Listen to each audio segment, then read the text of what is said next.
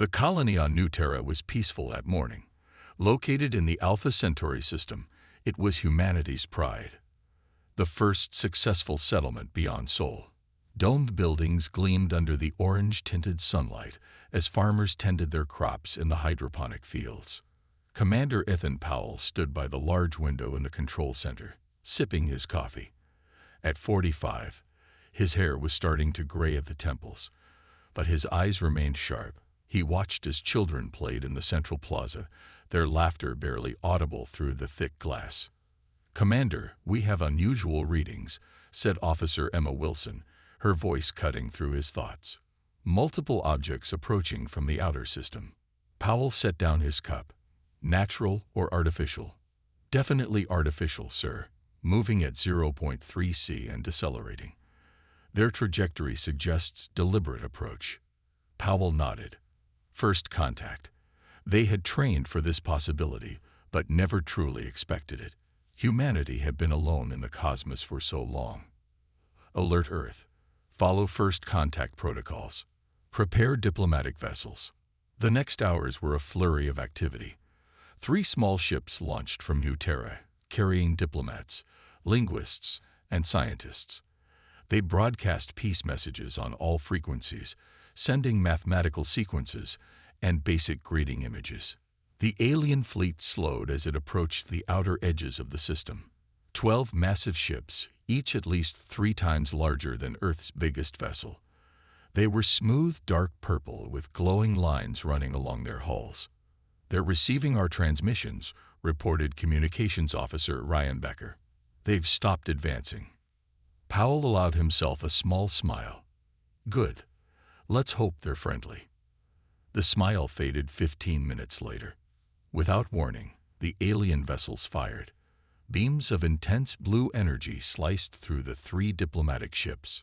No demands, no response to communications, just destruction.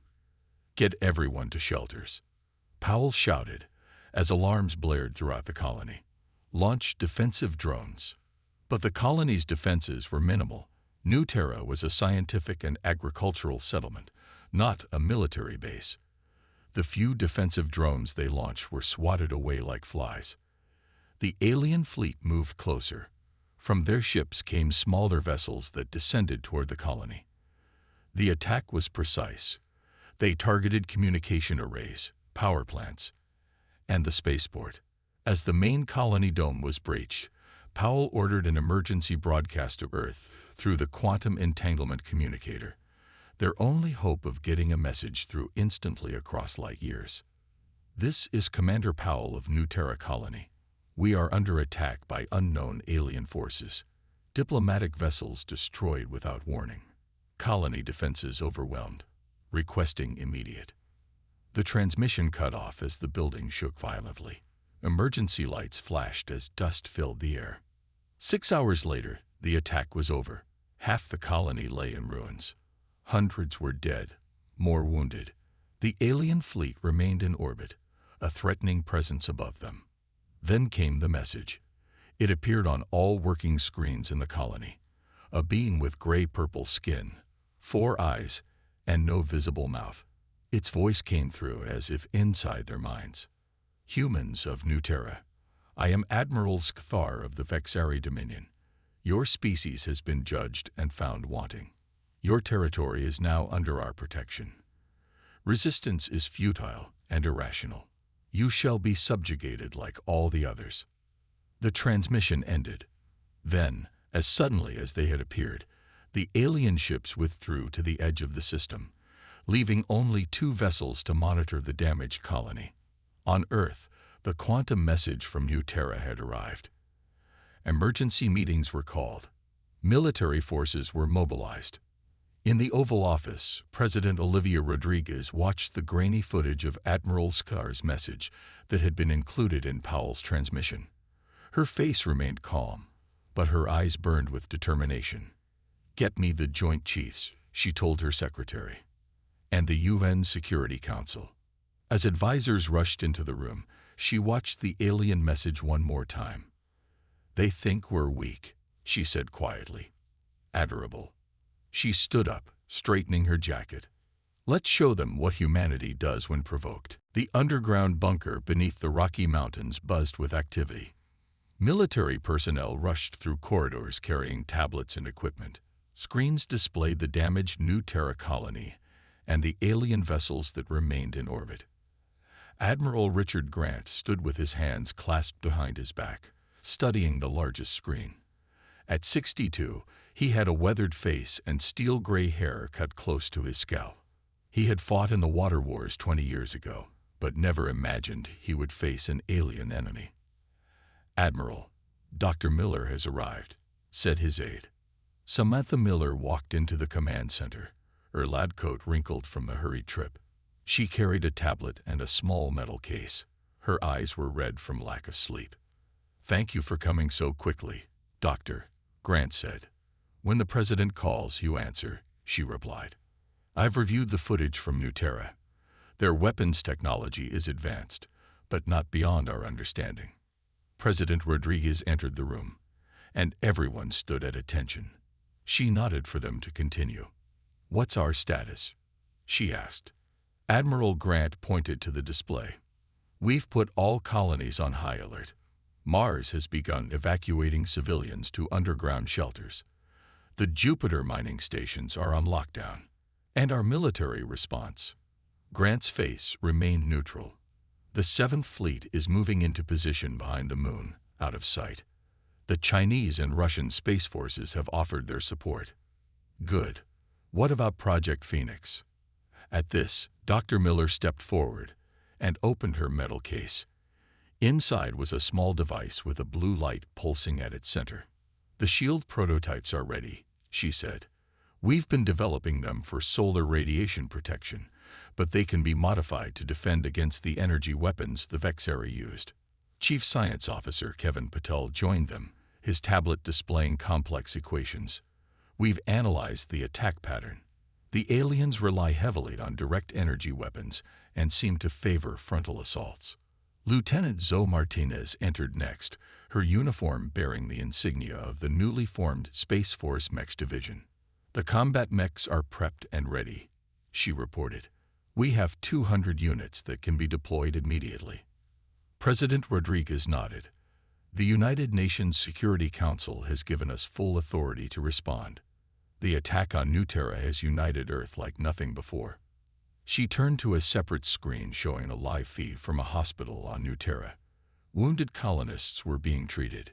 Children cried for missing parents. "The Vexari think we're primitive," she said. "They expect us to cower, to surrender." She turned back to her military leaders. "They don't know humans very well, do they?" Outside the bunker, in a massive underground hangar, rows of spacecraft were being prepared. Not the simple transport ships the public knew about, but vessels bristling with weapons systems that had been developed in secret for decades. Lieutenant Daniel Wright supervised as his recon team loaded equipment onto a stealth ship. They were tasked with gathering intelligence on the alien fleet.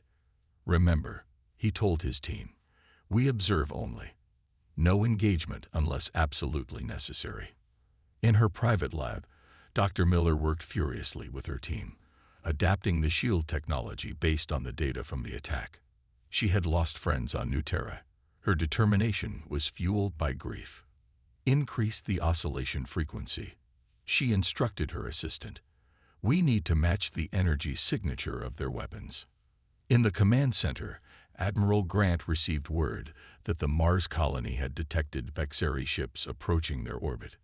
"They're moving faster than we anticipated," he told the president. "We need more time." President Rodriguez looked at the worried faces around her. Then she straightened her shoulders.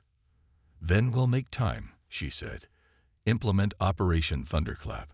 Let's show these aliens that bombing us was their first mistake." Admiral Grant nodded and turned to his communications officer. "Send the order," he said. "All ships deploy.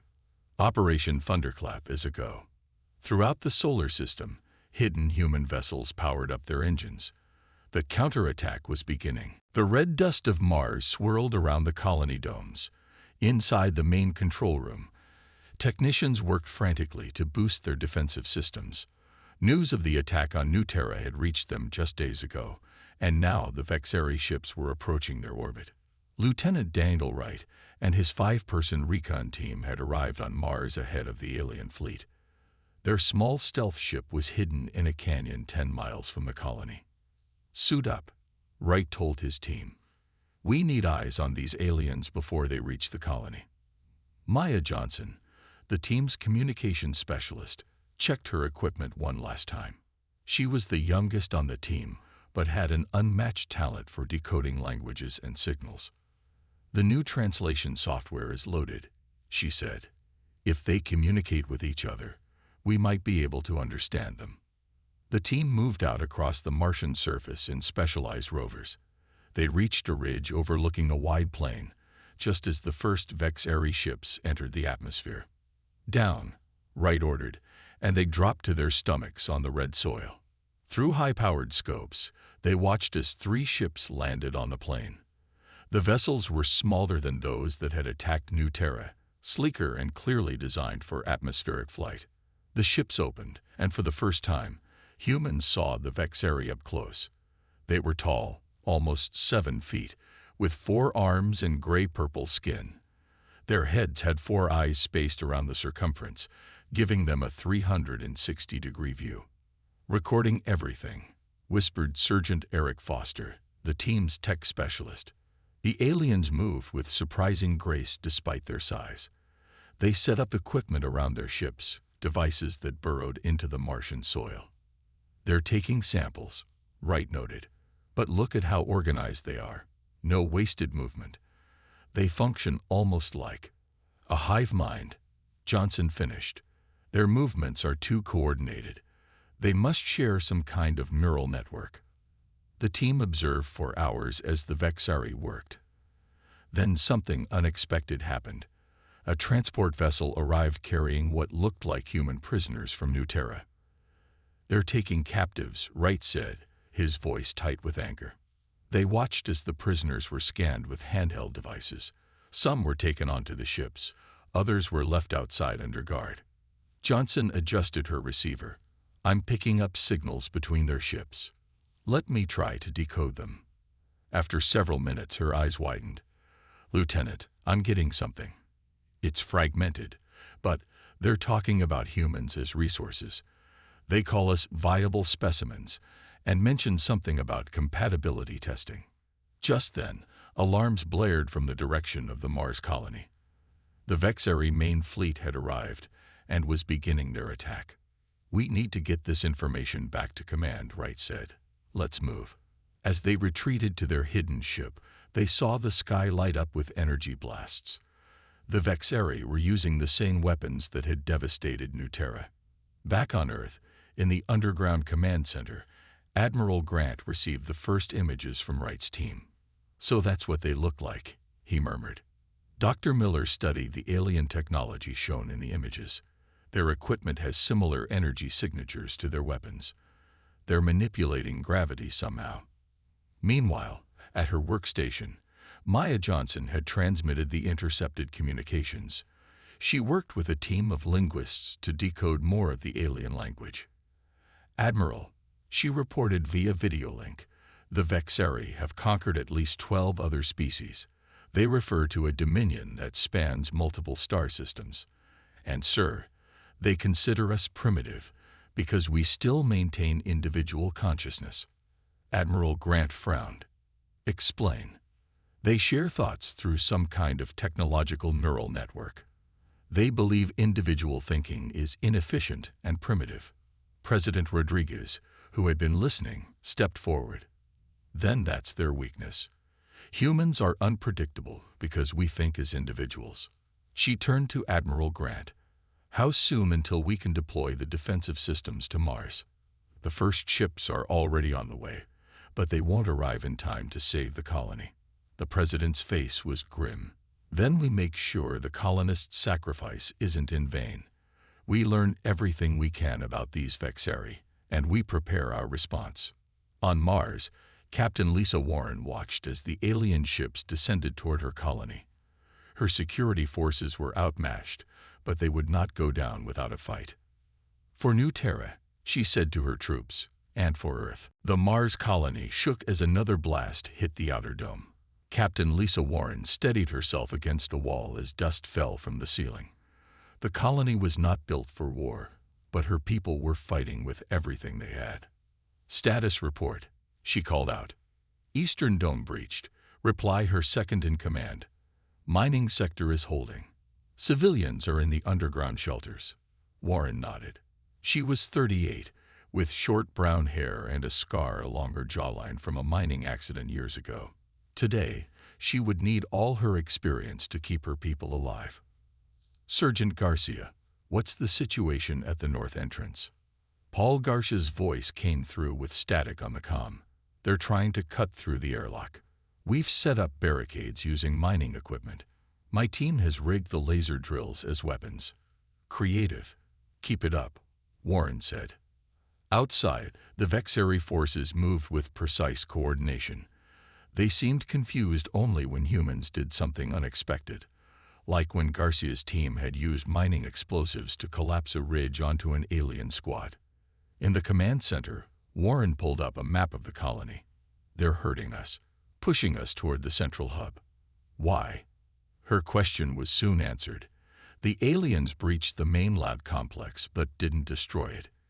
Instead, they began scanning the computers and equipment. "They want our technology," Warren realized. "They're studying us before they finish us off." She made a quick decision. "Initiate protocol Scorched Earth. Wipe all research data. If they want to learn about humans, they'll have to work for it." Throughout the colony, data was purged, hard drives were destroyed, and research samples were incinerated. The Vexari would find nothing of value.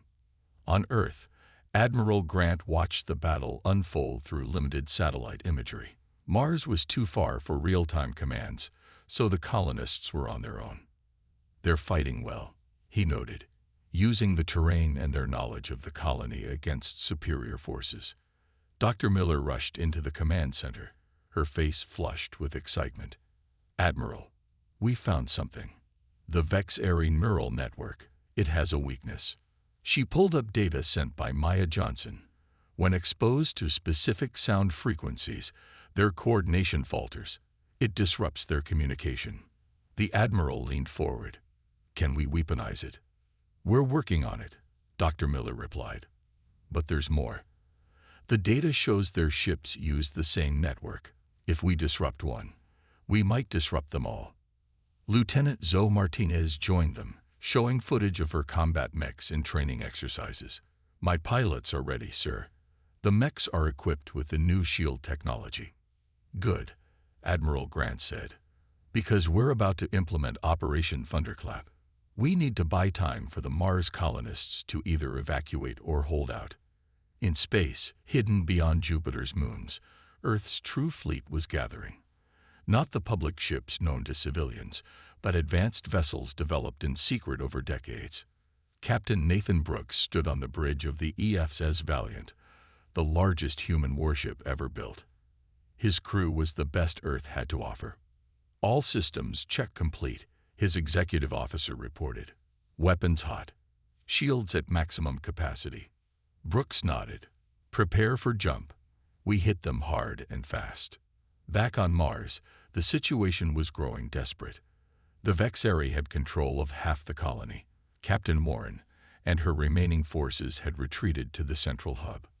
"This is Captain Warren of Mars Colony," she transmitted. "The enemy has breached main defenses. We've discovered they're vulnerable to sonic disruptions at frequency ranges between 15 and 20 kilohertz. Repeat, they lose coordination when exposed to these frequencies." As she finished sending the message, the wall behind her exploded. Vexari troops poured in. "Fall back. Protect the civilians," she shouted. Sergeant Garcia's squad laid down covering fire with their improvised weapons. One of the aliens stumbled when a mining laser caught its leg. The human defenders cheered. "They bleed," Garcia called out. "They're not invincible." As Captain Warren led her people deeper into the colony's emergency bunkers, she received one last transmission from Earth. "Hold fast, Mars. Help is coming." Operation Thundercloud commencing. She smiled grimly as she sealed the bunker door behind her people. "Hear that?" she told them. "Earth isn't abandoning us. Now let's make sure these aliens regret the day they attacked humans." The space around Jupiter suddenly filled with light as Earth's hidden fleet emerged from their concealed positions. 20 large warships and over 100 smaller fighters appeared, their engines glowing blue against the darkness of space. On the bridge of the HFY Valiant, Captain Nathan Brooks watched as his tactical display showed the Vexari fleet orbiting Mars. The aliens had no idea what was coming. "All ships report ready, Captain," said his executive officer. Brooks was a tall man with dark skin and a calm demeanor. He had trained for this moment his entire career, though he never expected his first major battle would be against aliens. "Begin Operation Thunderclap," he ordered. "Fighter squadrons first, then the main fleet." Lieutenant Alexis Chen led the first wave of fighters. Her squadron of 12 small, agile ships moved ahead of the main fleet. "Remember the plan," she told her pilots through the comm. "Hit their sensors and communication arrays first. Don't engage their main weapons." The fighters accelerated to attack speed, crossing the distance to Mars in a fraction of the time it would take larger vessels. The Vexari ships detected the approaching fighters too late. By the time they began to respond, Chen's squadron was already among them, firing precise shots at external sensors and communication dishes. "They're slow to react," Chen reported as her fighter dove beneath a large alien ship. "Their coordination seems delayed." Back on Earth, Dr. Miller watched the battle through delayed transmissions. She worked with her team to fine-tune the sonic disruption device based on the data from Mars. "It's working," she said. "The frequency disruption is affecting their neural network." Admiral Grant nodded. "Prepare the main fleet for attack. Let's show these Vexari what humans can really do." On Mars, in the sealed emergency bunkers, Captain Warren and her colonists heard the sounds of battle above. Through limited communications, they learned that help had arrived. "Earth came through," she told her people. "We just need to hold out a little longer." Sergeant Garcia organized teams to watch the bunker entrances. The aliens are retreating from the colony. They're being called back to their ships. Outside Mars orbit, the main Earth fleet arrived. The HFY Valiant led the charge, its new shield technology absorbing the first volleys from the Vexari weapons. "Shields holding at 80%, reported the tactical officer. Captain Brooks smiled. "Return fire. All weapons." The human ships unleashed their arsenal. What the Vexari had believed to be a primitive species suddenly revealed military technology that matched or exceeded their own. Dr. Miller's prototype weapon was deployed from the Valiant, a device that created a focused wave of the disruptive frequency. When it hit the largest Vexari ship, the alien vessel's movements became erratic. "Their systems are failing," Brooks observed. "Push the advantage." Lieutenant Chen's fighters made another pass, this time targeting the engines of the smaller alien ships.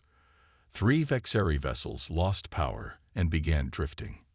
Aboard the Vexari command ship, Admiral Skthar was confused. His neural connection to his officers was experiencing interference. For the first time in his long career, he felt uncertainty. "The humans have weapons we did not detect," he communicated to his fleet. "Their ships were hidden. They deceived us." The Vexari began to retreat, pulling back from Mars orbit. The human fleet pursued, not allowing them to regroup. In the command center on Earth, Maya Johnson continued to monitor alien communications. "Sir, they're calling for reinforcements. Admiral Skthar is sending a distress signal to their home world." President Rodriguez watched the battle with a serious expression. "Can we intercept the signal?" "Better than that," Johnson replied. "We can trace it. We can find out where they come from." As the Vexari fleet retreated beyond Mars, leaving their disabled ships behind, Captain Brooks ordered his ships to hold position. "We've won this round," he said, "but they'll be back with more ships." The news of the victory spread through the human colonies. On New Terra, Commander Powell heard the reports with relief. On Mars, Captain Warren led her people out of the bunkers to begin repairs. President Rodriguez addressed the people of Earth. Today, humanity has shown that we will not be easily conquered. The Vexeri thought us weak. They were wrong. This is just the beginning of our response. 2 weeks after the Battle of Mars, Admiral Grant stood in a meeting room deep beneath the Rocky Mountains. Around the large table sat representatives from Earth and its colonies, along with an unexpected guest. The being called itself a Krell. It looked like a giant insect, with 6 limbs and a hard exoskeleton that shimmered green in the light. Its voice came through a translation device attached to what humans guessed was its throat. "The Vexeri conquered my people 3 of your Earth cycles ago," the Krell said. "We have been waiting for someone to fight back." The alien had arrived in a small ship, approaching Earth's fleet with signals of peace. At first, the humans had been suspicious, but the Krell had offered valuable information about the Vexeri. "Their reinforcements will arrive in 10 of your days," it continued. "They are bringing 3 times the ships you faced at Mars." President Rodriguez leaned forward. "And you're willing to help us?" The Krell's antennae twitched. "We will help any enemy of the Vexeri. My people are not the only ones they have subjugated. There are others who would join your fight." In her lab, Dr. Miller worked with Chief Science Officer Kevin Patul on improving the shield technology. The data from the Mars battle had shown both strengths and weaknesses in their defenses. "If we adjust the frequency modulation," Patul suggested, "we can make the shields adaptive. They would change in response to the enemy weapons." Miller nodded. "That might work. We'll need to run simulations." Their work was interrupted when Admiral Grant entered the lab with the Krell. "Our new ally has information about Vexeri technology," Grant said. "I thought you should hear it directly." The Krell approached the workbench, examining the shield prototype with compound eyes. "This is impressive for a species the Vexeri called primitive," it said. "With modifications, it could be even more effective." Out in the asteroid belt between Mars and Jupiter, Admiral Grant's plan was taking shape. Human ships placed special devices on larger asteroids, moving them into new positions using controlled explosions. Captain Brooks watched from the Valiant as his engineers worked. "Are you sure this will work, sir?" he asked Grant over the secure channel. "The Krell's information about Vexeri flight patterns is solid," Grant replied. "They always follow the most mathematically efficient route. We're counting on that predictability." Meanwhile, Sergeant Aaron Diaz prepared his team for a dangerous mission. They were chosen to board a Vexeri vessel that had been disabled during the Mars battle and towed to a secure location near Earth's moon. "This is our chance to learn about their technology from the inside," he told his squad. "We go in quiet, we gather intel, and we get out." Diaz was 40, with a weathered face and steady hands. He had served in special operations before joining the Space Fleet. His team had trained together for years, though never for anything like this. As they approached the alien ship in their shuttle, Diaz studied the strange, smooth hull. "Remember, we're looking for their command center and anything that seems like a data storage system." The boarding party cut through the hull and entered the silent vessel. Inside, the corridors were oddly shaped, with curves and angles that seemed unnatural to human eyes. "Stay alert," Diaz whispered. "We don't know if any Vexeri survived." They moved deeper into the ship, collecting samples and taking images. In what appeared to be the command center, they found what they were looking for: access to the ship's computer systems. "Begin the download," Diaz ordered. "Let's see what secrets they're hiding." Back on Earth, President Rodriguez met with the United Nations Security Council. Representatives from all nations watched as she presented the Krell ally and the information they had gathered. "The Vexeri are coming back with more ships," she told them. "But now we have advantages they don't expect. We know their weaknesses. We have allies who understand their technology. And most importantly, they still underestimate humans." She pointed to a map showing the planned defensive positions around Earth and Mars. "We've set a trap in the asteroid belt. When their reinforcements arrive, Operation Turning Point begins. Today, we fight not just for Earth, but for all species oppressed by the Vexari Dominion. The room erupted in determined applause. Humanity was ready for round two. Space near the asteroid belt flashed with bright light as 35 Vexari ships emerged from faster-than-light travel. They moved in perfect formation, 3 times the number that had attacked Mars. At their center was a massive vessel twice the size of any seen before. On the bridge of this flagship, Admiral Skthar observed the human solar system. His 4 eyes blinked in sequence as data flowed through his neural implants. The humans have positioned defensive forces around their homeworld and Mars, he noted to his officers. As expected from a primitive species, they protect what they value. One of his commanders gestured to a display. The most efficient approach is through the asteroid belt. Our calculations show this path will minimize their defensive advantage. Skthar agreed. The Vexari prided themselves on mathematical precision and efficiency. It was the foundation of their military success across 12 conquered systems. What they didn't know was that humans had been counting on exactly this approach. In the command center beneath the Rocky Mountains, Admiral Grant watched as the Vexari fleet entered the trap. "They're following the exact path the Krell predicted," he said. "Begin Operation Turning Point." Throughout the asteroid belt, hidden devices activated. They emitted powerful gravitational pulses, carefully calculated to disturb the orbits of selected asteroids. Large space rocks began to move, slowly at first, then with increasing speed. The Vexari detected the asteroid movements too late. Their perfect formation was broken as ships maneuvered to avoid collisions. Some weren't fast enough. 3 smaller vessels were crushed between massive rocks. "Now," ordered Admiral Grant, "all ships attack." Human vessels emerged from hiding places within the asteroid belt itself.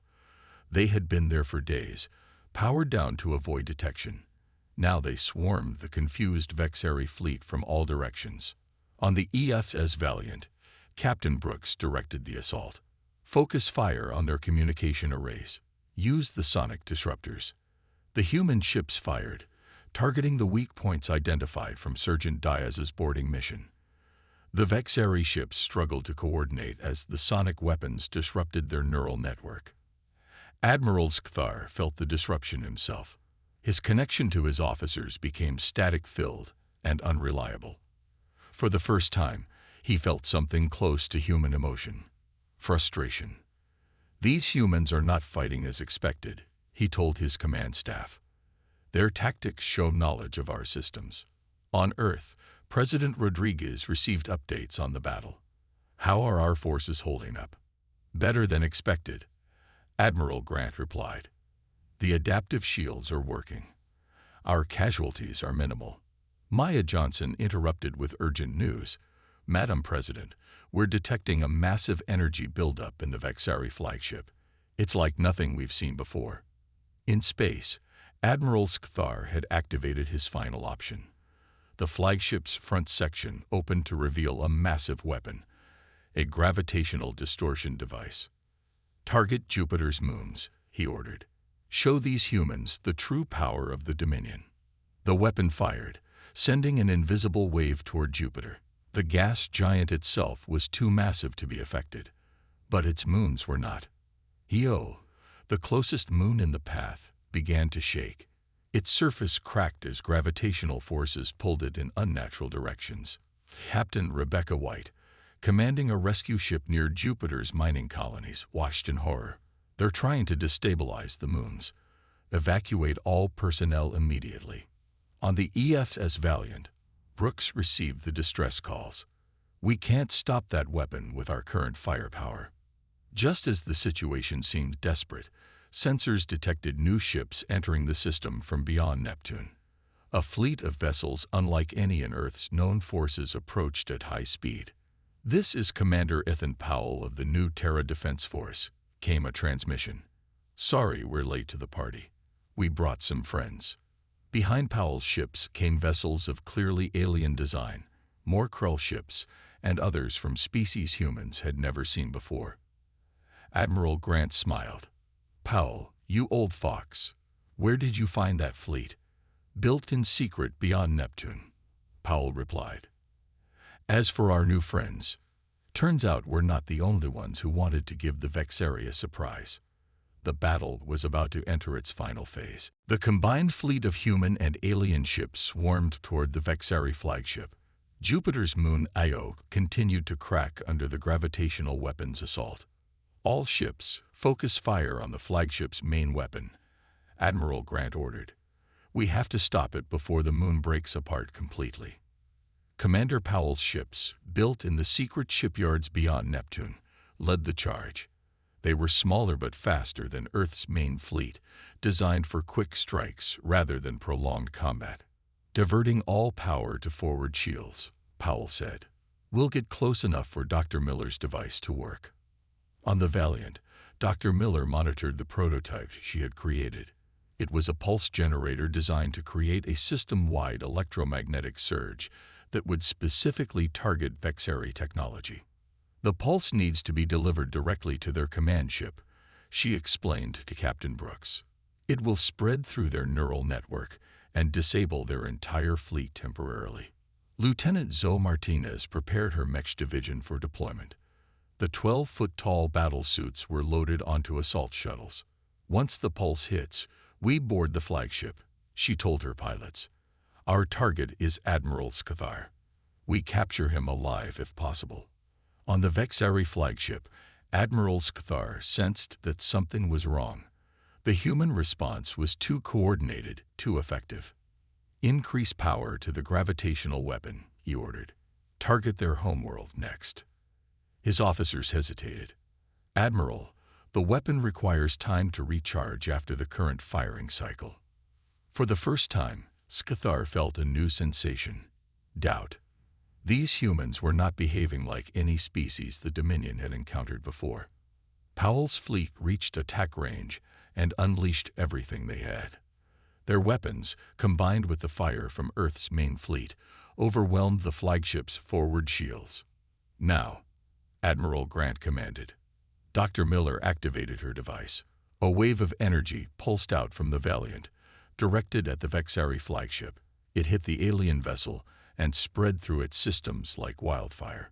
Throughout the Vexari fleet, ships suddenly lost power. Their weapons went silent. Their engines faltered. The pulse worked. Miller exclaimed. Their systems are down. Lieutenant Martinez's shuttles launched immediately, heading toward the disabled flagship. Inside their mechs, the pilots prepared for combat. Remember your training, Martinez said as her shuttle docked with the alien ship. Move fast and stay together. The mech units cut through the hull and entered the flagship. With their neural network disrupted, the Vexari inside were disoriented and confused. Some tried to fight back with handheld weapons, but they were no match for the armored mechs. In the command center on Earth, Maya Johnson monitored communications. I'm into their network, she reported. The pulse created an opening in their security. I'm uploading the virus now. The virus she had created spread through the Vexari neural network, not destroying it but opening it to human access. For the first time, humans could see how the aliens communicated and thought. Martinez's mech team reached the flagship's bridge. Admiral Scathar stood there, surrounded by his officers. Without their neural connection, they moved awkwardly, almost stumbling. Admiral Scathar, Martinez said through her mech's external speakers, your fleet is disabled. Your weapon is powered down. You are defeated. For the first time, a Vexari and a human stood face to face. Scathar's 4 eyes blinked in sequence as he studied the mechanical suit before him. How? He asked simply. You were primitive. Weak. We study your history. You fight amongst yourselves. Martinez stepped forward. That's why we're strong. We learned from thousands of years of war. We know how to fight. And when threatened from outside, we unite. On Earth, President Rodriguez addressed the United Nations as news of the victory spread. Today, humanity has shown what we can accomplish when united, she said. The Vexari thought us weak because we maintain our individuality. But that diversity of thought is our greatest strength. She paused, looking at the images coming in from space. The Vexari fleet surrounded and captured. The allied ships of multiple species working together. This is just the beginning. We have made new allies among the stars. We have proven ourselves as a species that will not be easily conquered. The Vexari bombed us, thinking we would surrender. How adorable of them to think that would ever work against humans.